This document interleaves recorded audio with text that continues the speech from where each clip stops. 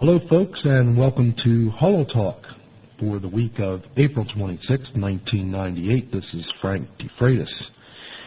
In an effort to try and keep HoloTalk as diverse as possible, this week our show will take a look into the fields of laser light shows, and my guest is L. Michael Roberts of Burlington, Canada, and Laser FX International.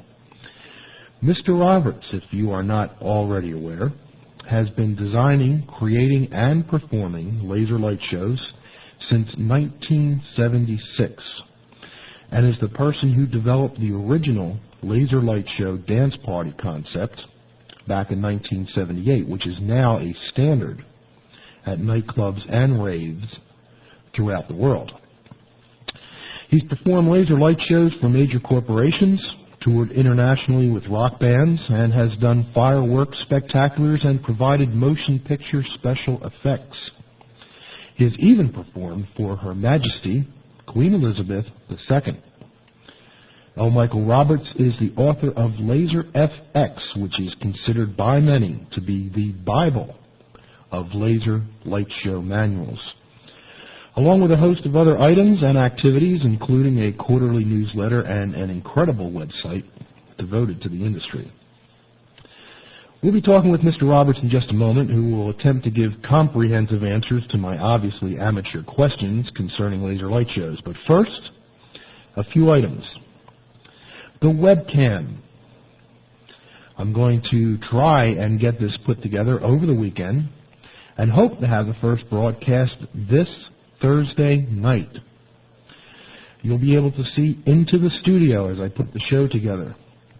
Now, you'll not be able to hear a live broadcast at the moment, as I cannot broadcast live audio yet, but you will be able to call into the studio on a toll-free number and get on the show. You can call in with your holography questions or just call in to say hello and that you listen to the show. So come to the live webcam page Thursday night, April 30th at 11 p.m. Eastern Time. You'll see the live webcam link on the left side of the HoloTalk page. This will be every week from now on. And I also have a studio link where you can see pictures from the studio now. You'll notice that the HoloTalk page has been redesigned with additional pages added. So check out these new pages while you're here. Okay, on to the interview with L. Michael Roberts. The interview runs approximately a half hour. I'm not going to come back on after the interview. So once again, I will say thank you for tuning in. And if you would like to get on the new HoloTalk Listener's Guide email list, click on the link for updates and guests, which you will also find on the left-hand side of the page. Okay, on to L. Michael Roberts. See you next week, and hopefully Thursday night with the live webcam. Take care. Hello, everyone. I'm speaking with L. Michael Roberts, who's with Laser FX International. Michael, welcome to the show. Well, thank you very much. We're going to get some information from him on a convention that's coming up, among other things that we're going to speak about tonight. But why don't we go right in with the Laser FX 98 convention that's happening May 16th to 18th. Can you tell us a little about it? Sure. This is our fourth annual Laser FX event. We hold them in Burlington, Ontario. Part of the reason for that is that audience scanning, European-style audience scanning laser shows are legal in Canada, and audience scanning is not legal in the U.S. Oh, I see. The conference is a three-day event. On Saturday, we have a number of committee meetings. The International Laser Display Association will be holding their technical committee meeting. There'll be other groups meeting. We have an open house on Saturday night. Sunday is a trade show most of the day. Sunday evening is the big event. It's the Brewster Awards banquet. We have a sumptuous buffet dinner, and then everyone sits down to look at laser shows, which are played back from ADAT tape using a full-color laser system with fiber optic remote beam heads. And everyone who's in the room gets a ballot and gets to vote on what they consider to be the best laser show that they saw that evening, and the winner is awarded with fame and a lovely award to put on their shelf. Are the winners awarded that night? Yes, we announce the winners immediately, but obviously we can't give out the awards immediately because we don't have the ability to engrave them instantaneously. With all those lasers, you can't do any laser engraving on the spot, huh?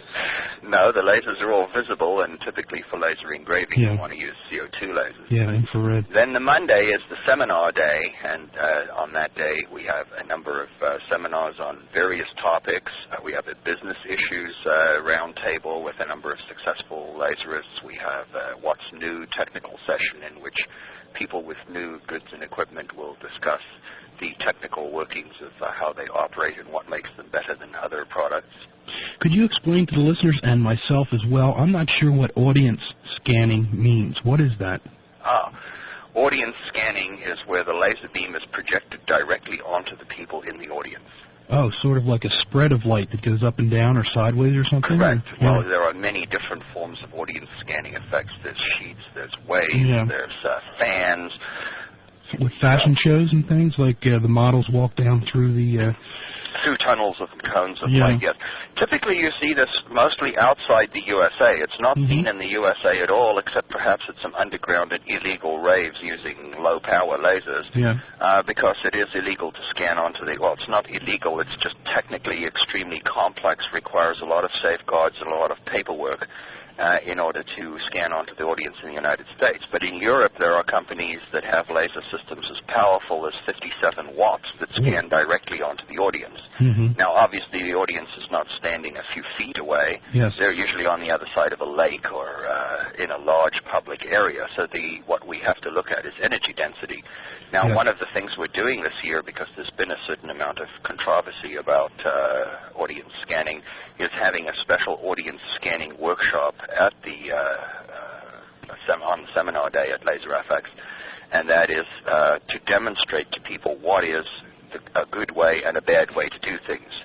For example, if you were projecting a square tunnel, you would want to be sure that the corners were not any brighter than any other part, because that poses a hazard in terms of the energy, because there's more energy then in the corners than there is in the rest of the beam. Yeah, sometimes you see actual dots in the corner. That's because it's being scanned more than once in that area. Is that correct? That's right. That's because usually there are a number of points in that corner that are there designed to hold the squareness of the beam in place as it changes direction, often called anchor points. From what I understand, there's a hot topic in Las Vegas right now with, actually between the laser light show people and the airport authorities. Are you aware of this?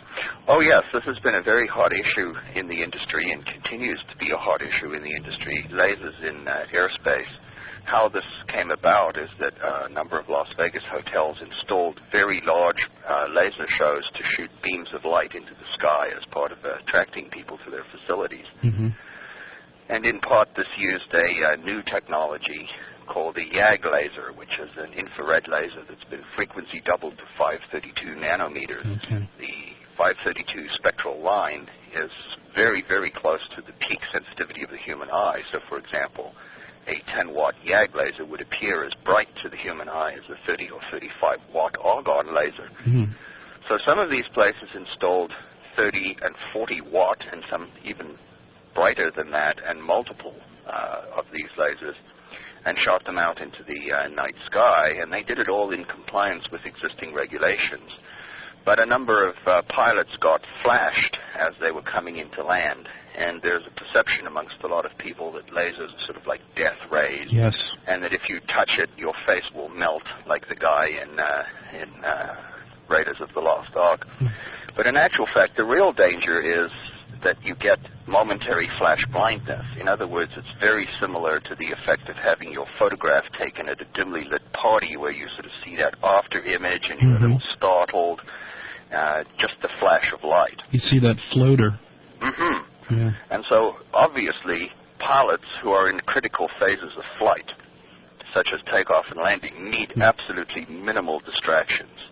And there have been some incidents where the pilots themselves, even when they're not in critical phases, have passed through or flown into a laser beam or been scanned by it momentarily and have reacted poorly. In other words, pilot will say to the co-pilot, "Hey, look over there, there's a laser," and they both look in that direction and, of course, are momentarily flash-blinded and disoriented. And there's been instances where pilots have rubbed their eyes very severely and then gone and claimed that they were damaged by the laser, and in actual fact there was more damage from rubbing their eyes than if they just left them alone. So the International Laser Display Association in the States got together with the SAG G10 people, who are a technical group responsible for advising on rules and regulations, and worked with the CDRH in the States.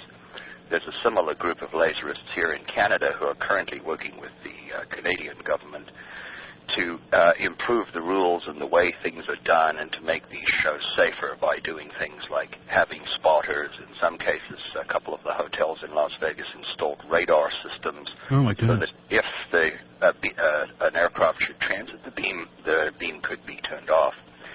So these kinds of measures have been taken to increase the safety, but the biggest thing that's not being done so far is pilot education. In other words, pilots have hundreds of hours of simulator training to handle every conceivable kind of emergency, but they're not trained how to deal with a bright flash of light. So that is the remaining area that needs to be worked on. So far, we've been very fortunate that there have been no serious incidents in this regard. But the industry overall is very cognizant of that kind of thing and is taking measures to prevent anything from happening. Do you need a license to do any laser light show, or does that license kick in at a certain power? First of all, it's country specific. In other words, this varies from country to country. In certain South American countries, the authorities go, laser, what's that?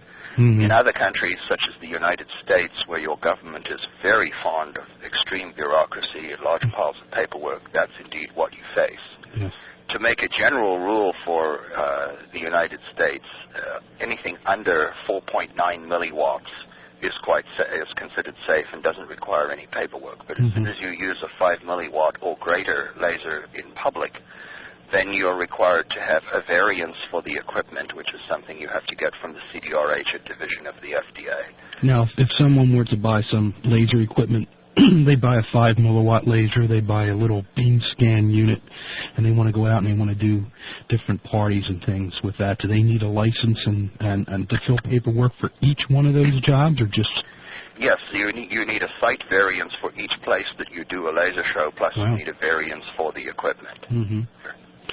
What's happening with lasers in some of the other fields? Well, actually, believe it or not, the hottest topic that's on the horizon is laser pointers. The UK recently banned outright the sale of laser pointers over power.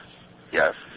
France is apparently looking into doing the same thing, and there's been a lot of concern about this. Now, back in the old days, when someone wanted to buy a laser, they would be looking at getting a helium neon laser, which requires a power cord. It cost $100 or $200, and, is a 12 or 18-inch long device, and so therefore they weren't particularly portable.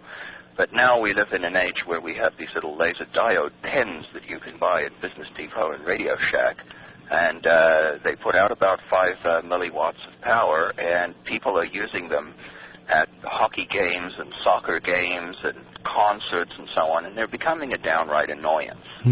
Now, the most sensitive part of the human body to the laser is the eye, and just as you can use a magnifying glass to focus the sun and burn something with it, the lens in the human eye also focuses a laser beam into a very fine point on the back of the eye. So, for example, 1 milliwatt going in, based on the focusing effect of the eye, could produce an energy density close to 10,000 milliwatts on the surface of the retina and could burn the retina.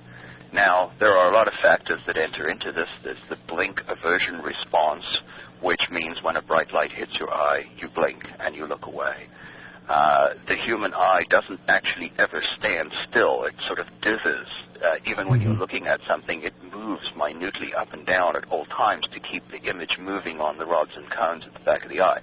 So in and of themselves, the laser pointer is not likely to cause any eye damage, particularly when you've got a situation where there's a person holding it in their hand and another person several feet away. These are two human beings. Human beings are not rigidly fixed in space like buildings. But it's an annoyance. It's rude. and it's very distracting, and you can have situations where people get distracted at critical times, or if you have, say, a sports event, and there have been reports of this happening, where there are 50 or 60 people in the crowd all pointing laser pointers at the same place, it becomes very annoying and difficult for whomever those pointers are being pointed at to get on with whatever they're supposed to be doing. Mm-hmm. So I suspect that we will probably see more rigid enforcement in North America of sales of laser pointers, and I think that it behooves people who use them to be responsible in what they do and not point them in anyone's face.